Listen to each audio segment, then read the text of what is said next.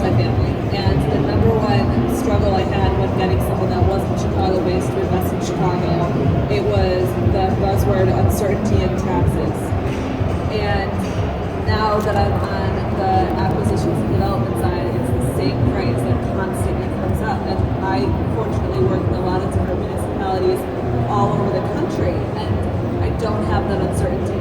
In California, I can tell you the exact percentage my taxes will be with the ground up development or acquisitions based off the purchase price and the hard cost. And of course, it's still a big number, but I know what the number is going to be. And I think that would help a lot moving forward if there was a better way to figure out when I'm looking at a deal, what that number is going to look like.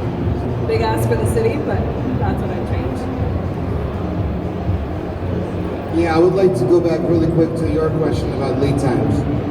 So, the way we've been able to bridge that from the standpoint of development is this is why we do what we do, which is design build.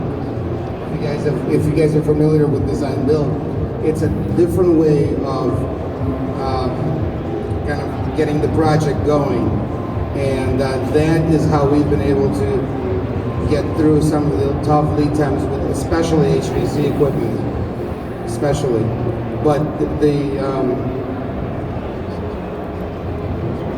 one of the things that you would need for your underwriting is probably construction numbers. And if Chicago and the state were to switch to a right to work state and eliminate the silly rats that are outside of the construction sites and allow people, qualified people to,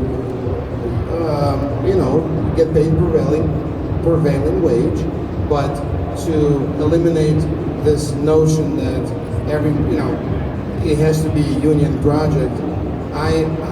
We hire union folks every day, but some projects don't need to have union guys on.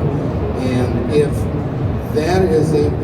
Chicago and the state were to eliminate that as a way to kind of keep that weird monopoly on construction sites, we could be better off. And my numbers, like for example, working together, you would be able to count on my numbers, as opposed to getting an email saying, "I'm sorry, here's the change order, here's what we have to do, here's additional."